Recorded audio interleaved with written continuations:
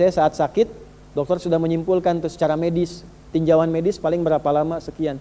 Tapi ternyata masih sehat lagi. Tapi beliau kalimatnya begini, ya Allah, kapan waktunya itu?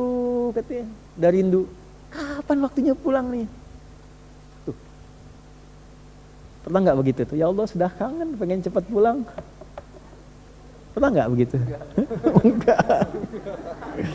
Enggak. Begitu tuh. Dulu ada Syekh Jamaluddin Al-Afghani, seorang pemikir, ulama, ngajar di kampusnya. Terus tiba-tiba beliau tuh kurang sehat gitu. Akhirnya dianjurkan untuk di MRI ya. Ke rumah sakit, di scan, di MRI. Hasilnya datang 2 pekan berikutnya. Yang diminta ngambil itu mahasiswa senior. Ini kisah nyata. Begitu diambil, diterangkan kan oleh dokter, tahu isinya. Itu sepanjang jalan nangis, gak sanggup masuk kelas, sayanya sedang mengajar. Sayanya sedang ngajar. Gak bisa masuk, duduk nangis, terus viral di mahasiswanya, semua nangis. Saya nanya, kenapa kalian menangis? Gak sanggup bicara, terus temannya menguatkan dengan mengatakan, Syekh, berdasarkan hasil scan ini, MRI ini, secara medis umur Syekh tidak lama lagi, kurang lebih 2 pekan. Secara medis, karena sudah komplikasi. Apa jawaban Syekhnya?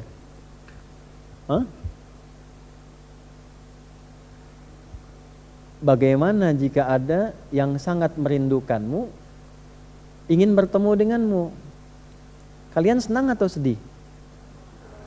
Ibu nih rindu anak gak pernah ketemu, Bu. Sekolah di luar negeri, sudah 10 tahun, mau ketemu ibu. Ibu senang gak?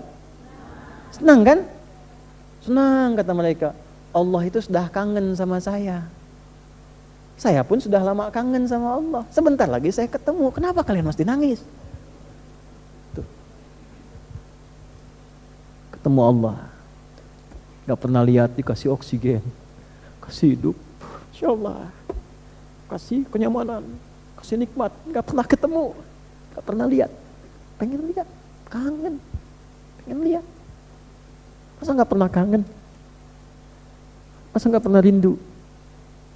Faman kana yarju liqa'a rabbih, siapa yang sudah rindu ketemu Allah, falyamal amalan shalihan wala yusyrik bi ibadati rabbih ahada. Tiap Jumat tuh kita karena kangen.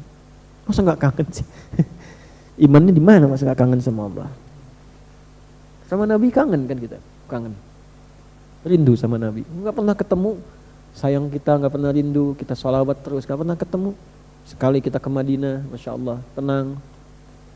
Terus waktunya mau ketemu, tapi pas mau ketemu kotor, badannya kotor, hatinya kotor, mulutnya kotor, malu kan ketemunya. Makanya perbaiki. Sebelum waktunya tiba, semua teracak-acak, semua berantakan. Perbaiki dulu diri kita tuh. Jadi ayah masa ketemu Allah, anaknya begitu, malu kan ketemu Allah. Pas ditanya anaknya begitu, gak kenal Allah, gak bisa sholat, malu. Gitu. Masa mau pulang dalam keadaan kotor? Allah ngasih baik sama kita, lahirnya kita bersih. Lahir bersih, bagus, baik, disayang-sayang. Masa pulangnya kotor, gak malu? Kerja kotor, tangan kotor, kaki kotor, nggak malu.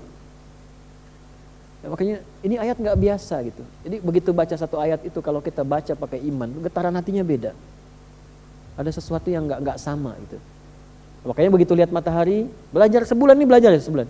Nanti bulan depan belajar tentang bintang. Ya, wa idzan nujumun kadarat. Nanti belajar tentang gunung. Wa idzal jibalu suyirat. Yang naik-naik gunung ingat Allah nggak tuh? Masa cuma pasang status saja? Pasang status naik, ya nggak apa-apa, nggak salah secara duniawi. Tapi ingat Allah nggak? Iman kita ada nggak? Apa bedanya pendaki gunung yang mukmin dengan yang belum beriman? Ya, nancepin bendera bagus, nggak apa-apa, nggak ada masalah. Tapi ingat Allah nggak?